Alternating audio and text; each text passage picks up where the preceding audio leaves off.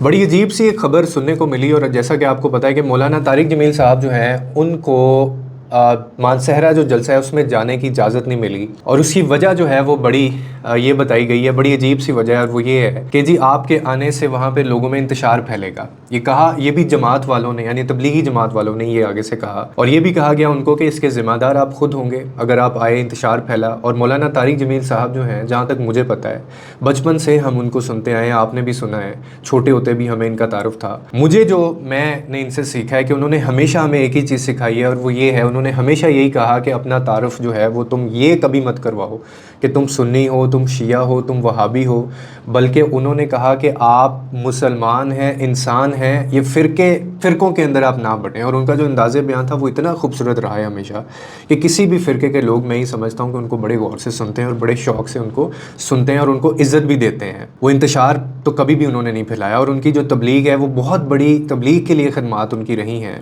और ये बड़ी एक अजीब बात है कि कुछ लोग ये कह रहे हैं कि मौलाना तारिक जमील साहब को इज्तिमा में जाने की इजाज़त नहीं मिली।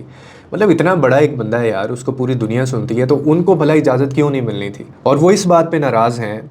बात सच ये है कि उन्होंने ये कहा है कि उनको दुख इस चीज़ का है कि अगर उनको इदारे रोकते ना, इदारों की तरफ से रोका जाता या कोई और बंदा अथॉरिटेटिव उनको रोकता तो बात अलग थी।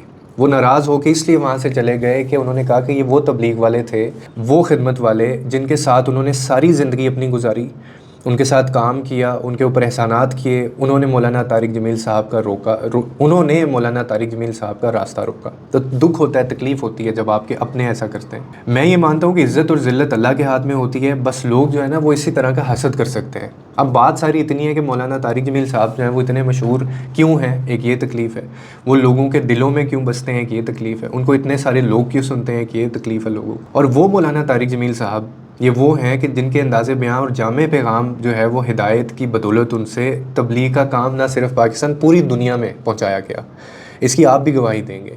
इनके बयानात ना सिर्फ पाकिस्तान बल्कि अफ़गानिस्तान, खलीजी ममालिक और दूसरी गैर मुस्लिम रियासतों में भी सुने जाते हैं, और अरसे से सुने जा रहे हैं। मैं खुद इनको एक टाइम पे बहुत सुनता रहा हूँ, अब भी इनको बड़े शौक़ से हम सुनते थे। डॉक्टर जाकिर नाइक आए, वो इनके पास गए। पाकिस्तान में ही नहीं बल्कि गैर मुस्लिम लोग भी इनके बयानात को शौक़ से सुनते आए हैं और अभी तक सुनते थे।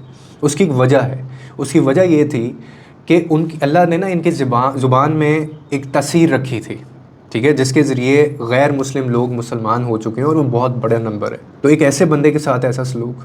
अब मौलाना तारिक जमील साहब जो है उनका पैगाम, एक चीज़ इनकी सबसे अच्छी जो मुझे लगती थी कि एक फ़िरके, एक कौम या एक मुल्क तक महदूद नहीं थी इनकी जो पैगाम था। उन्होंने इस्लाम की असल रूह को मोहब्बत, इखलास और हिकमत के साथ दुनिया तक उन्होंने पहुंचाया। और हम लोग अपने लीडर्स के साथ, अपने मजहबी लीडर्स जो हमारे हैं या जो स्कॉलर्स हैं, और मुझे ना जब मैंने ये खबर सुनी तो मुझे सबसे ज़्यादा तकलीफ़ इस बात पे हुई कि इनके साथ ऐसा नहीं होना चाहिए था कि ये तो पाकिस्तान में रहते थे ना। लेकिन जब मैंने इनका कंपैरिजन किया ना कि अगर एक कौम डॉक्टर जाकिर नाइक के साथ ऐसा कर सकती है, डॉक्टर जाकिर नाइक आए थे तो आपको पता है कि कुछ ऐसे बीच में से वो लिबरल्स, उनके दुम पे पाँव आ गया था, उन्होंने कुछ ऐसी बातें कर दी थी जो ये सारी लोग प्रैक्टिस करते हैं।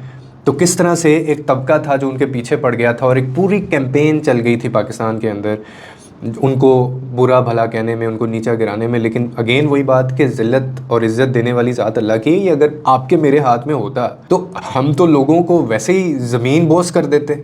मुझे पता नहीं क्या मेरे ऊपर इल्ज़ाम लगा के, तोहमतें लगा के आप मुझे फारिग कर देते, मैं आपको कर देता। क्योंकि इंसानों का इतना जज्बा नहीं है। ये तो वो ज़ात बैठी है ना ऊपर जिसने कुछ मामलात अपने हाथ में रखे हुए। तो इसी तरह से ये एक कोशिश की गई है, और ये करने से मौलाना तारिक जमील साहब की इज़्ज़त में और उनकी जो फेम है, लोगों के वो जो दिलों में बसते हैं, उनकी बात का जो असर होता है उसमें कमी नहीं आएगी, उसमें इजाफा ही होगा। वो क्यों? क्योंकि वो जिस ज़ात की बात करते हैं ना वो हम लोगों तक पहुंचता है, और हम सारे मानते हैं इन चीज़ों को। अब ये एक अलग बहस है कि आप इसको जोड़ दें कि जी उनका जो ज़िंदगी का तर्ज़ अमल है वो कैसा है, वो बड़ी बड़ी गाड़ियों में घूमते हैं, वो सिक्योरिटी लेके घूमते हैं, वो ऐसे करते हैं, वो वैसे करते हैं। भाई आप ये भी देखें कि उन्होंने आपके मज़हब, आपके दीन के लिए, आपके इस्लाम और आपके पाकिस्तान के लिए उन्होंने जो खिदमात दी हैं, एक बंदे ने यार 20 साल 30 साल उसने सर्विसेज दी होती हैं अगर, تو کیا وہ اپنی زندگی آرام سے گزار بھی نہیں سکتا اس کے بعد؟ اور پھر اس طرح کا سلوک جب اس کے ساتھ کیا جاتا ہے، جب کچھ نہیں ہو رہا ہوتا، یہ ان کے فالوورز کم نہیں کر سکے، یہ ان کو جو ہے ڈی فیم نہیں کر سکے. اور یہ اس ٹاپک پہ ہم نہیں جائیں گے کہ ان کا ایک سیاسی پارٹی کے ساتھ تعلق بتایا جاتا ہے کہ جی وہ عمران خان صاحب کے دور میں یہ ان کے بڑے فیوریٹ رہے تھے اور یہ شاید ابھی اسی وجہ سے کروایا جا رہا ہے. لیکن یہ منافقت کا ایک اور لیول دیکھیں آپ کہ جب یہ اگر ایسا بھی تھا، ان کا ایک رجحان تھا اگر پارٹی کی طرف، وہ حق سچی بات کرتے تھے، تو اس وقت یہی جماعت والے تھے، یہی تبلیغی جماعت والے تھے جو وزیر اعظم ہاؤس اور وہ وہاں پہ آفس میں جا کے بیٹھ کے ملنے کو ترستے تھے ان سے، اور مولانا طارق جمیل صاحب کا نام لے کے ان سے ملتے تھے. آج انہوں نے ہی مانسہرہ جلسے کے اندر ان کو جانے کی اجازت نہیں دی اور کہا کہ جی آپ یہاں پہ انتشار پھیلائیں گے. آپ گھٹیا الزام لگایا گیا. ایک ایسا بندہ جو بات ہی سکون کی کرتا ہے، جو بات ہی پیس کی کرتا ہے، جو کہتا ہے ایک فرقے میں رہو، بٹو نہیں، کوئی فرقے واریت نہیں ہوتی، ایک جو آپ مسلمان ہیں، آپ انسان ہیں، کوئی کسی کے اوپر جو ہے وہ ترجیح کسی کو نہیں ملنی چاہیے. لوگوں کے ساتھ حسن اخلاق جو ہے وہ اخلاق آپ کا اچھا ہونا چاہیے. بہترین مسلمان وہ ہے جس کا اخلاق اچھا ہے اور جو اللہ کی عبادت کرتا ہے، جو اس لوگوں کے حقوق کا خیال رکھتا ہے. یہی بات کرتے ہیں نا وہ، یہی کہتے ہیں وہ. تو اس میں انتشار کہاں سے آ گیا؟ انہوں نے کون سی وہاں پہ ایسے جا کے آج تک کسی سپیچ کے اندر انہوں نے کوئی ایسی بات کی جس سے انتشار پھیلا ہو؟ بلکہ ایسی باتیں ہی کی ہیں جس سے لوگ مسلمان ہوئے ہیں اور لوگ جو ہیں وہ اسلام کی جو ایک اصل سافٹ سائڈ ہے وہ اس طرف آئے ہیں کہ جی جبر اور یہ زبردستی نہیں پھیلایا گیا. سو مجھے پرسنلی بہت ہرٹ ہوا ہے، مجھے بڑی اس چیز کی تکلیف ہوئی ہے کہ ان کے ساتھ ایسا سلوک کیا گیا اور وہ بھی اس چیز پہ بڑا ناراض ہے. تکلیف ہوتی ہے. میں آپ کو ایک ایگزامپل دیتا ہوں. آپ امیجن کریں، آپ نے 30-35 سال آپ کے گھر والے، آپ کے حلقہ احباب، آپ کی فیملی، اس میں بچے بھی ہوں گے، آپ نے ان کو پالے سے مراد کہ آپ نے ان کا خیال رکھا، کبھی کبھار ان کو ضرورت ہوئی تو آپ نے ان کی ضرورت بھی پوری کی، اور آپ نے ان کے سر پہ بھی ہاتھ رکھا، آپ نے فیورز بھی دی ان کو، آپ ان کے ساتھ چلے بھی، اور آپ کے زیر سایہ اتنے سارے لوگ جو ہیں وہ کہاں سے کہاں پہنچ گئے، آپ سے بھی آگے پہنچ گئے. تو جب یہی لوگ ایک ٹائم ایسا آئے زندگی میں کہ یہی لوگ جو ہے وہ آپ کا راستہ روک لیں، ایک جگہ پہ جا کے آپ کو باندھ دیں، آپ کو کہیں کہ جی آپ ادھر سے آگے نہیں جا سکتے، آپ کو اجازت ہم نہیں دے سکتے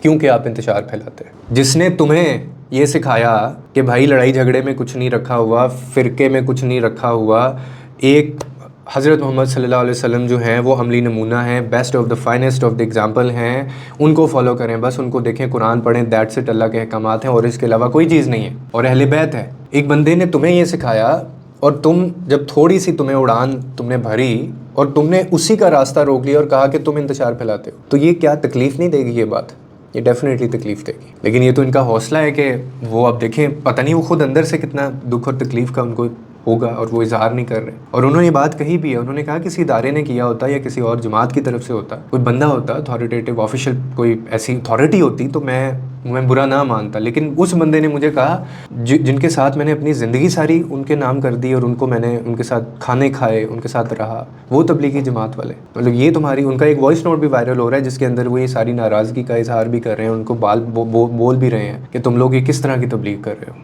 شرم آنی چاہیے تم لوگ. آپ کا اس کے اوپر کیا پوائنٹ آف ویو ہے؟ آپ کامنٹ سیکشن کے اندر بتا سکتے ہیں. لوگوں کے لیے آسانیاں پیدا کریں، رب آپ کے لیے آسانیاں پیدا کرے گا. اور آج کا جو کی پوائنٹ ہے، ٹیک اوے، وہ یہی ہے کہ ثابت ہو گیا کہ حسد اور منافقت ہمیشہ اندر سے ہوتی ہے، باہر سے نہیں ہوتی ہے.